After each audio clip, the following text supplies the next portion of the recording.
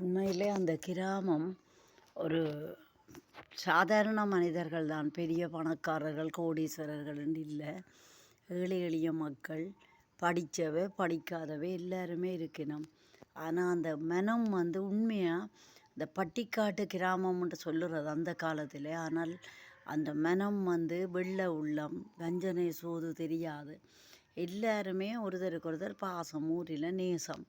ஒரு வீட்டில் ஒரு தீமையண்டா எல்லாருமே ஒன்று சேர்ந்துடுவினோம். அந்த மாதிரியான ஒரு நல்ல உறவு. அதில் எனக்கு ஒரு சில உறவுகள் இன்றைக்கும் இத்தனை முதுமையாகி நான் முதுமையின் விளிம்புக்கு வந்து நின்ற போதிலும் அந்த குழந்தை பருவத்தில் அந்த சந்தோஷமான உறவுகள், பாசங்காட்டின உறவுகளை வாழ்க்கையில் மறக்கவே முடியாமல் இருக்குது. செல்லையா மாமா என்று சொல்லுவேன். அவைன்ற பிள்ளை உண்டு, ரதி என்ற பெயர். ஒருக்கா அந்த ரதி சின்ன குழந்தை, நான் ஆசைப்பட அவன் மடியில் தூக்கி படுத்தி போட்டு கிணத்தடி தண்ணியெல்லாம் போட்டால் அந்த ரதி என்ற மடியை அசிங்கமாக்கி போட்டாள்.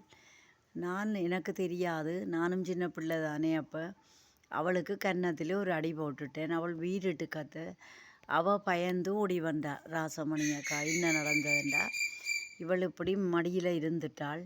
இவளை சின்ன பிள்ளையிலே அடித்து திருத்தினாதான் இவள் வளர்ந்த பிறகு குழப்படி செய்ய மாட்டாள்ன்னு நான் சொல்ல, கழுவதா சிரிப்பதாண்டே தெரியலை. எந்த வீட்டில் எனக்கு சொன்னதை நான் அங்கே சொல்லியிருக்கிறேன் பார்த்து.